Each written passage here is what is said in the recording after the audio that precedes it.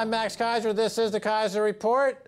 Here we are. Time to go down under and speak with Das, author of Extreme Money. Das, welcome back to the Keiser Report.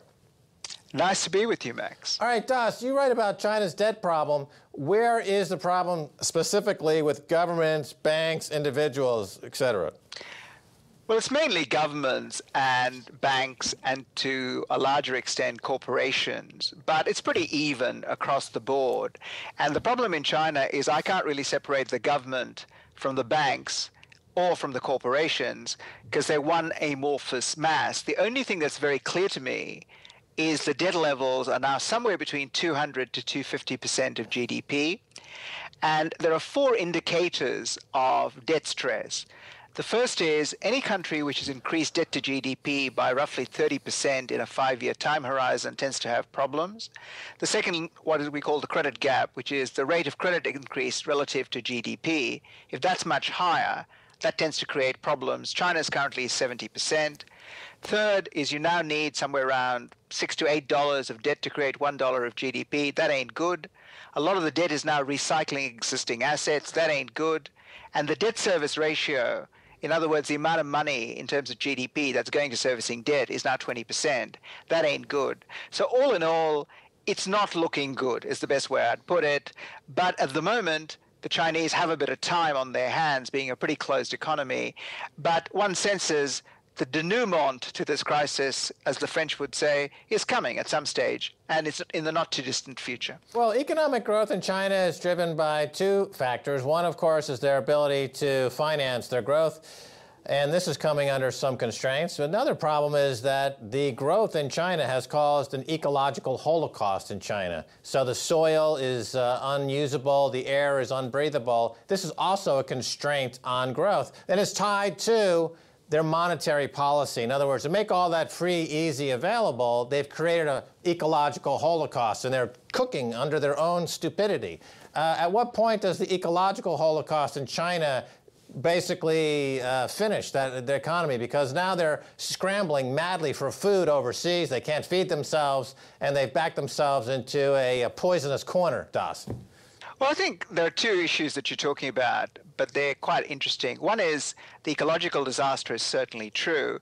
And if you just extrapolate that, say, 1 billion people want to have Western living standards in China, the actual overload of the environment would be catastrophic. The Chinese themselves have admitted that. And you're quite correct, this places constraints on growth because they have to import food and other things. But I think the subtler issue here is the fact that everything they're doing is to accelerate growth, whether it's debt or environment. And that points to a critical thing in Chinese politics, because the hegemony of the Chinese Communist Party in terms of political dominance is built around economic growth. So they're willing to sacrifice everything to get economic growth. And that is also creating problems in the reform process, because as you will no doubt know at the recent plenum and recent announcements from China, they're all talking about reform. But the problem is the reform inevitably leads to a question about growth. So go back to your ecological issues. One of the ways to cut down on the toxic air, and I mean the air in Beijing is fairly toxic. Though I have to say, 20 years ago when they were burning charcoal, 30 years ago when they were burning charcoal, it wasn't much better. But the crucial thing here is you turn off a lot of the coal-fired power plants, which they keep building. But if you do that, then there's a huge problem in terms of growth, but there's also a huge problem in terms of the fact that these coal mines and the power generators have borrowed bucket loads of monies from Chinese banks, and they'll default, which will have other problems. So all these problems are now inextricably linked, and the question is, the Chinese gods, I don't think, have multiple limbs like Indian gods, so they've got to keep all these balls in the air, and at the moment, to be honest, they're struggling. Well, Das, you mentioned the Chinese will sacrifice anything for growth. Isn't this part of the global problem of market fundamentalism, that Western economies are engaged in a certain form of market jihadism? They're extremists. We see in the West down Wall Street, bankers are committing suicide for this growth. Bankers are killing other bankers for the insurance money. we find out now from JP Morgan and others, to achieve this growth. So in other words, it's a suicide mission. There's no economic underlying assumptions that make any economic sense. These are just fundamentalist suicide bankers doing what they can to kill themselves and their country for what they define as growth, which I guess means virgins in heaven or some other crazy philosophy that they pursue. But it's not economics, Das. Let's be clear about it. It's not economics. Your thoughts?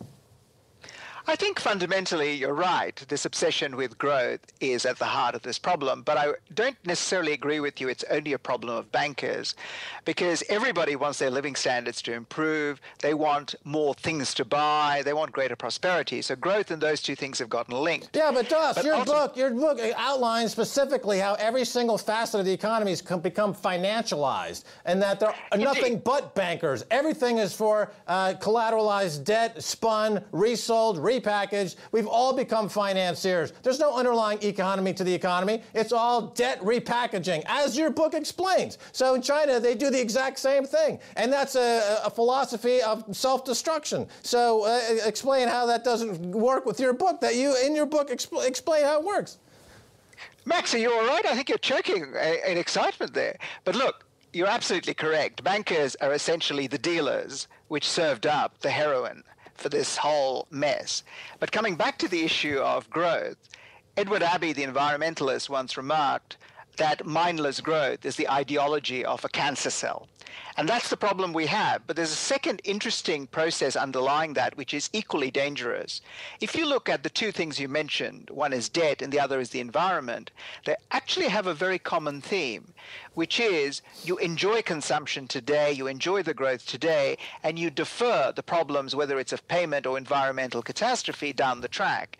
And that is fundamentally something that we have actually not only embraced, but we keep increasing, because if you look at all the strategies the central bankers and everybody else are now following, this idea of kicking the can down the road is exactly that. So until we actually address this fundamental obsession with growth, the fundamental obsession with financialization, and this fundamental of deferred basic pain and accelerated gain, it is not going to work. But I can't see any consensus anywhere in the world to change that. I mean, people vote in elections now to perpetuate the system. So it's not actually changing fundamentally. And I don't know what will make it change. I want to talk about another thing you mentioned, which is debt, and how debt relates to China and how much debt they can absorb, and is the debt level at a threshold now that would curtail growth, et cetera? Because this is a question that comes up in other economies. It could be the UK economy, which is the most indebted economy in the world right now, Japanese economy, which is obviously plagued with debt to 2 to 3 times the GDP. And I want to direct your attention to a story that came out last week about how Belgium is suddenly taking on hundreds of billions of dollars worth of debt. And so my question is it possible that when the Federal Reserve engages in their tapering by cutting their quantitative easing by half over the past few months, isn't it possible in today's connected world, as you explain in your book how all these things are connected, that the European Central Bank can be assisting in America's quantitative easing through their proxy in Belgium by simply buying hundreds of billions of dollars worth of U.S. Treasury debt? So in other words, isn't the ECB now simply going to expand their balance sheet the same way the Fed has done in these past years, so that there is no real tapering? The tapering is a canard. That's my point. And I want to know what you think about that. You're absolutely correct. The tapering is a canard. And let me explain why. The tapering is actually unwinding the QE, which really did nothing for the real economy anyway. And if you looked at what it was doing two things. The major one, it was financing the government. And as you know, the government deficit in the United States has come down to around about $500, $600 billion. So they can actually afford to taper their bond purchases because there's actually less on offer. So that's number one. Number two, they were doing it to devalue the US dollar, which is a way of gaining competitiveness, but also reducing the actual wealth of foreign holders of treasuries. And you're quite correct that overall, when you look at the actual systems, we are going to see Japan probably do further quantitative easing down the track, and the Europeans will not probably do pure quantitative easing, but they will actually provide excess liquidity. So overall, the cup is going to be very, very full. And the critical thing here is the actual currency wars, because the Japanese are clearly trying to devalue, the US have been trying to devalue, and now that you're hearing from the Europeans that they think the euro is overvalued and they want to push it down. But the point is, not everybody can have the cheapest currency. So the tapering is actually more about the currency wars now. But overall, I expect the liquid conditions to stay liquid for the foreseeable future. So we are going to see these accommodative conditions for a very, very long period of time. And the point is, as you've said to me before, it's a Ponzi game, and you've got to keep increasing the actual base, because otherwise the whole Ponzi game comes to an end. And we're going to see that going on. How this ends, I don't really know, because we've never been here before.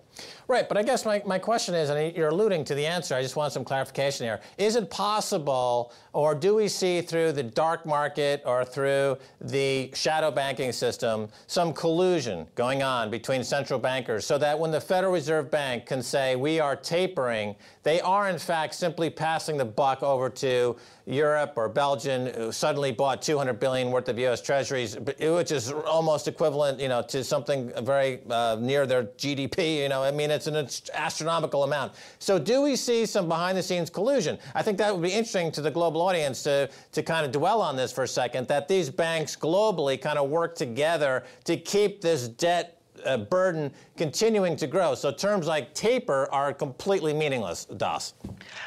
I think fundamentally, if you look at the way the global economic system is run, all the central bankers meet together at the BIS very regularly, about once a month or about 6 weeks. Apparently, they serve very good wines, and the meals are absolutely scrumptious. So the Bank of International Settlements, just to be clear. That's right, the Bank of International Settlements. So clearly, they say things that no minutes are kept. It's like a secret cabal, basically, that meets. So whether or not they collude, they're certainly very, very, very much aware of what other people are doing.